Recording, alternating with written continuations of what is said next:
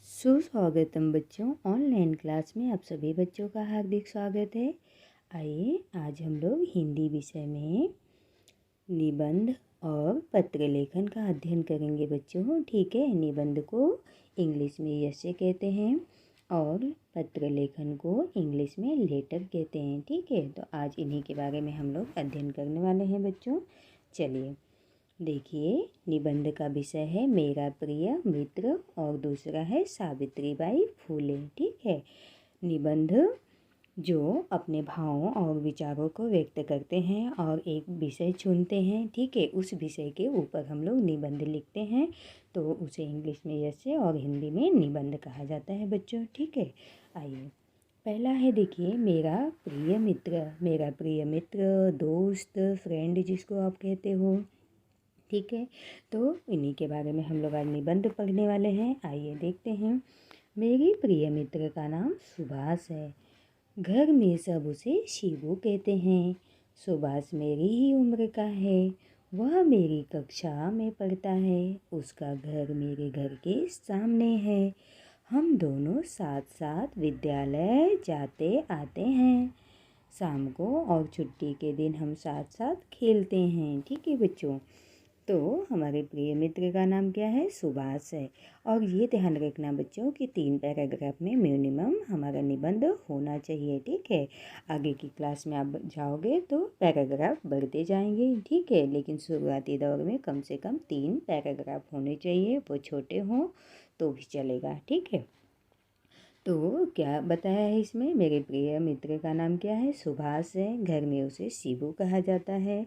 और हमारा जो दोस्त है, मित्र है, फ्रेंड है, वो मेरी ही उम्र का है क्योंकि मेरी कक्षा में पढ़ता है और उसका घर भी हमारे घर के आमने सामने है और हम विद्यालय भी साथ में आते जाते हैं। जब हमें किसी से दोस्ती हो जाती है, अच्छे लोगों से दोस्ती होती है, तो हम हमेशा उनके साथ खेलना भी पसंद करते हैं। ठीक है, तो उसे दोस्त या मित्र कहा जाता है। आइए दूसरे पैराग्राफ में देखिए, यहाँ पे बताया गया है कि सुभाष बहुत अच्छा लड़का है। वह पढ़ाई और खेल कूद दोनों में कुशल है। ठीक है, हम अक्सर उन्हीं बच्चों को पसंद करते हैं जो पढ़ाई और खेल कूद में दोनों में अव्वल हों, दोनों में कुशल हों। ठीक है, ऐसे लोगों से दोस्ती करना अच्छा लगता है और ऐसे लोगों से दोस्ती करना भी चाहिए। ठीक है, ताकि हमें भी सकारात्मक ऊर्जा मिल सके, हम गलत रास्ते पे जाने से बच सकें, हमेशा अच्छाई और सच्चाई के साथ आगे बढ़ सके। ठीक है बच्चों, तीसरे पैराग्राफ में देखिए बताया गया है कि मैं चाहता हूँ कि मेरी और सुभाष की मित्रता हमेशा बनी रहे। मैं चाहता हूँ कि मेरा जो दोस्त है, मेरा जो मित्र है, उसके साथ मेरी जो मित्रता है, फ्रेंडशिप है, वो हमेशा के लिए बनी रहे। क्यों? क्योंकि सुभाष बहुत ही अच्छा लड़का है। ठीक है, तो ये 3 पैराग्राफ का छोटा सा हमारा निबंध है बच्चों। इसको याद कीजिए, आपके एग्जाम में मददगार साबित होगा। ठीक है, आइए नेक्स्ट निबंध को पढ़ लेते हैं। सावित्रीबाई फूले। ठीक है, सावित्रीबाई फूले के बारे में हम लोग पढ़ेंगे बच्चों। ज्योतिबा फूले एक महान समाज सुधारक थे। समाज सुधारक वो होते हैं जो समाज के लिए काम करते हैं। ठीक है, सावित्रीबाई फूले उनकी पत्नी थी। सावित्रीबाई फूले ज्योतिबा फूले के पत्नी थी। और सावित्रीबाई फूले का जन्म कब हुआ था वो आइए देखते हैं। सावित्रीबाई फूले का जन्म 3 जनवरी 1831 को हुआ था, यानी 3 जनवरी 1831 को बच्चों। ठीक है, वे बचपन से ही बड़ी साहसी और बुद्धिमान थी। ठीक है, सावित्रीबाई फूले भी पढ़ी लिखी नहीं थी। जब उनकी शादी हुई थी तो सबसे पहले ज्योतिबा फूले ने अपनी पत्नी को पढ़ाया और बाद में उन्होंने पत्नी ने सब लड़कियों को पढ़ाना शुरू किया। उन्हीं के बारे में आज हम लोग यहाँ अध्ययन करने वाले हैं। और वे बचपन से ही बड़ी साहसी और बुद्धिमान थी, बहुत ही बुद्धिमान थी। इसी के वजह से वो सब कुछ सीख जाती थी जल्दी से। ठीक है, आइए नेक्स्ट पैराग्राफ देखिए। यहाँ पे ज्योतिबा फूले ने पुणे में लड़कियों के लिए पाठशाला खोली। ठीक है, सबसे पहले ज्योतिबा फूले ने किसके लिए पाठशाला खोली? लड़कियों के लिए। ठीक है, उस ज़माने में ऐसा होता था कि लोग लड़कियों को एजुकेशन शिक्षा नहीं देते थे।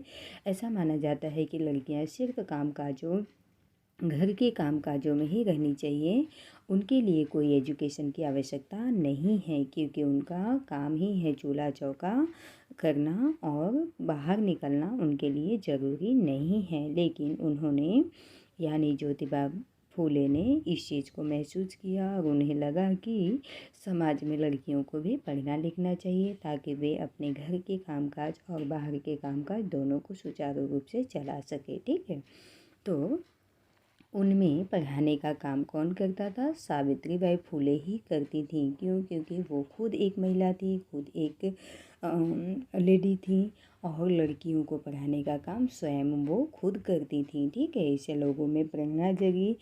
कुछ लोग लड़कियों के पढ़ाने के विरोधी थे। ठीक है, शुरू में इन लोगों ने सावित्रीबाई फूले को सताया, किंतु बाद में सब उनका आदर करने लगे।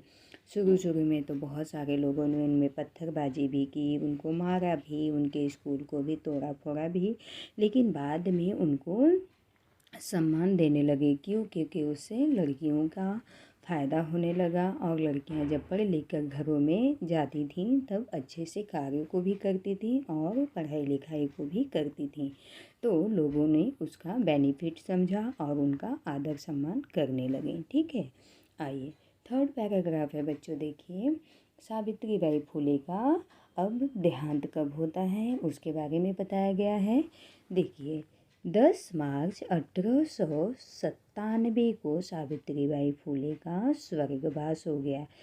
10 मार्च 1897 को सावित्रीबाई फूले का स्वर्गवास हो गया। जन्म कब हुआ था बच्चों? 3 जनवरी 1831 को, और उनका स्वर्गवास होता है 10 मार्च 1897 को। ठीक है, और बाद में देखिए कहा गया सचमुच वे एक महान समाज सेविका थी, जो हम लड़कियों के लिए, हम लोगों के लिए बहुत ही अच्छा कार्य किए और एजुकेशन को आगे बढ़ाया, पढ़ाई लिखाई लड़कियां भी कर सके सुचारू रूप से, इसीलिए उन्होंने बहुत ही काम किया अच्छा हम सब के लिए। ठीक है बच्चों, तो ये 2 निबंध हैं, आपको याद करने हैं।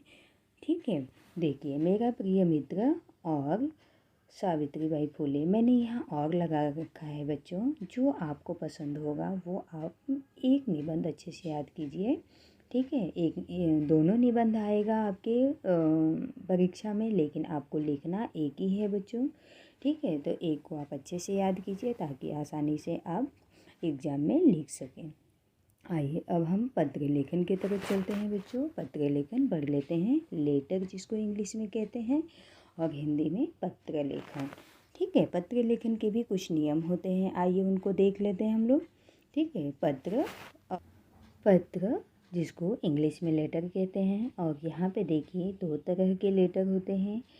ठीक है, एक औपचारिक लेटर, दूसरा अनौपचारिक लेटर। औपचारिक लेटर को फॉर्मल लेटर कहते हैं और अनौपचारिक को इनफॉर्मल लेटर कहते हैं बच्चों। ठीक है, और ये फॉर्मल इनफॉर्मल क्या होता है उसके बारे में हम लोग देखेंगे। ठीक है, फॉर्मल लेटर वो होता है, औपचारिक लेटर वो होता है जिसे हम स्कूल, कॉलेज, ऑफिस, कंपनी में अप्लाई करते हैं, देते हैं, और उसे फॉर्मल लेटर कहते हैं। ठीक है, जो कुछ नियम और कुछ नियम के अकॉर्डिंग दिया जाता है। ठीक है, अनौपचारिक लेटर उसे कहते हैं जो अपने भावनाओं को व्यक्त करने के लिए अपने सगे संबंधियों को दिया जाता है, उसे इनफॉर्मल लेटर कहते हैं।